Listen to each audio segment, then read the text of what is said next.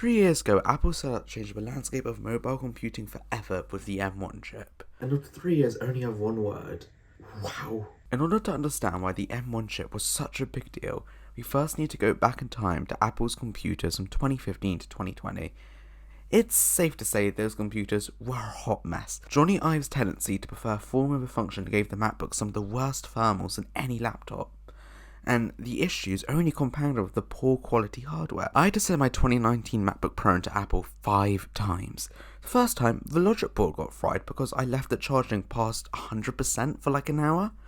Oh, and don't worry, that happened right at the start of the COVID pandemic, so I was stuck without a computer for a few weeks, which was just great. Then I had to send it off 4 more times because the keyboard kept breaking.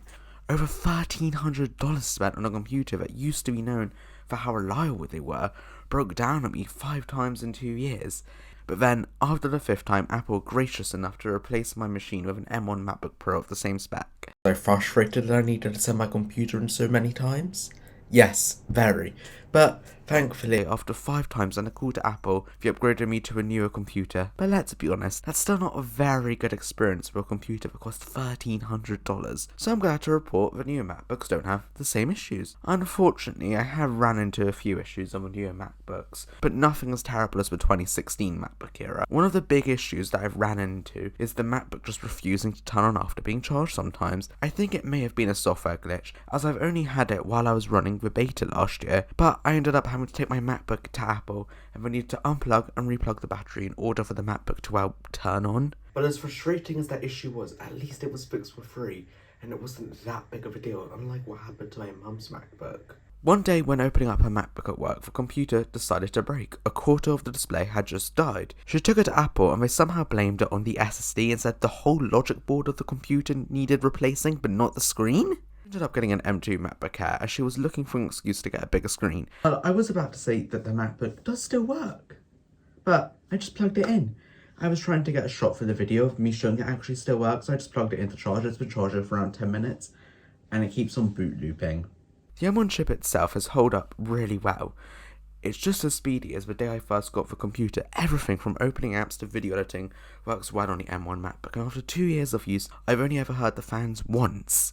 Weirdly enough, that one time I was just watching YouTube, so I'm not sure what made the computer heat up so much. Unlike any other computer I've ever used, the MacBook almost never gets hot.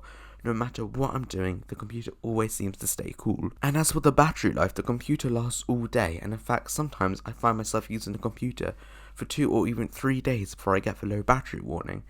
And I will be honest to you, that is light usage of just clacking the keys in Google Docs, Obsidian and streaming video. But no other laptop that I've ever used could achieve that kind of battery life with the same workflow. Even when I edit video on battery power, the computer can last through a rough cut of the editing before getting the low battery warning, something only Apple's laptops can achieve. And while charging speeds aren't that important on laptops compared to a phone, the charging speeds are still faster than my Lenovo laptop.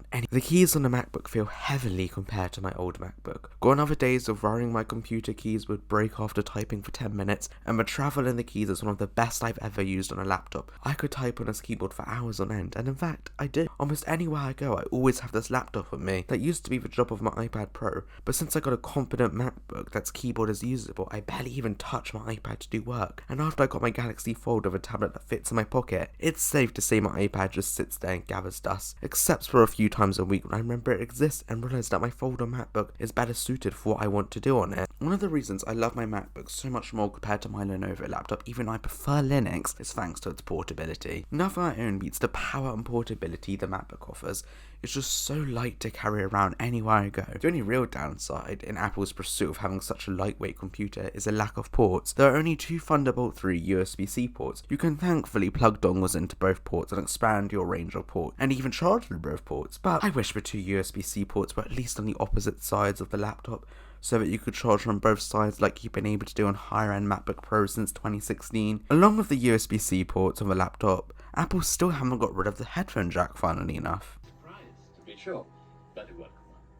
The screen, as per usual on any Apple product, is a high quality Retina display. Sadly, it's not 120Hz like the more expensive MacBooks, but even for 60Hz, it's got great viewing angles and is great to watch the media on, and the speakers sound really good too, although I do wish they were a bit louder sometimes. While I would love to continue to praise the hardware on the MacBook, there are still some issues I need to report on. First off, the touch bar. Why is it still there? I've never run into the issue where it freezes, but almost 50 times a day I press the Siri key by accident. You may think, okay, just replace the Siri key at the bottom and boom, problem solved. But I prefer to use the expander control strip on my MacBook, so that I can press the function keys without going through some weird hoops. So I can't get rid of the stupid Siri key, and it infuriates me every time I click it. And while the screen looks amazing, it picks up fingerprints worse than my phone screen picks up fingerprints, which doesn't make any sense as it's not a touchscreen. So how is it even getting fingerprints, and why is there a lack of an oleophobic coating to stop the screen from even picking up disgusting amount of dirt and fingerprints? And while I normally don't mind bezels too much, huge uneven bezels on the outer casing or display just feels so un-Apple-like. The aluminum body also seems to pick up dirt so easily. 5 minutes after cleaning the computer, more dirt just seems to show up out of nowhere, and the fact that it's still a salvage design MacBook is utter nonsense to me. The M2 MacBook Pro has no place in the MacBook line, and that's that. The M2 Air offers a better design and no touch bar. The 14 and 16-inch Pros offer a better design, more power, and more ports. The M2 MacBook Pro is a machine made to help Apple get a license to print money, and while it does indeed succeed at that aim of consumerism, it's an absolute waste of money. Although my verdict on the M1 MacBook Pro is not the same. If you're in the market for a MacBook and could find the M1 MacBook Pro on sale for a good price under $1,000, then I'd certainly cough up the money for one again.